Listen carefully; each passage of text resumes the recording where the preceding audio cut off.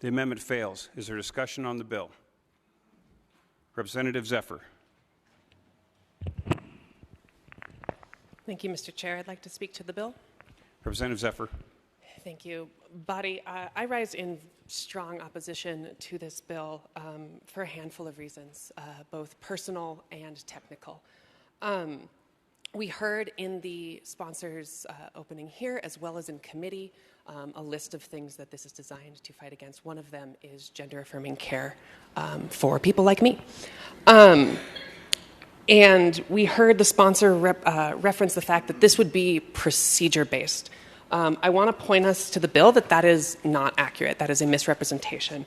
If we look at Section 1, subsection 5, healthcare service includes medical research. It includes things like notes related to treatment and a whole list of things, including at the end there, any other care or service provided.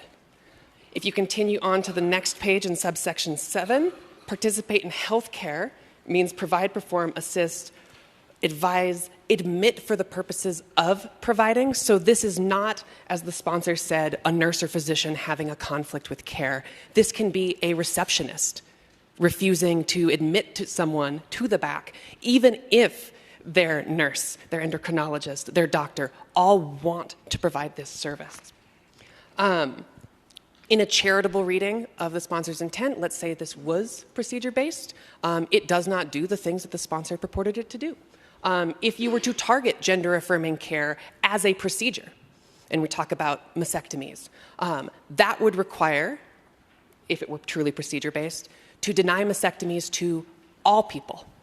If you were truly opposed to hormone replacement therapy, that would require you to deny hormone replacement therapy to all people, whether it's a trans woman like me, who takes exogenous estrogen, or whether it's someone who's had a hysterectomy, or someone who is postmenopausal and is looking for estrogen supplements. That is clearly not the intent of the bill, and what is actually going to happen is it will be a denial based on diagnosis. Something like, I am diagnosed with gender dysphoria. And the thing is, that is inherently discriminatory because you cannot parse my diagnoses from who I am. To deny me based on my diagnosis of gender dysphoria is to deny me based on my being a trans woman.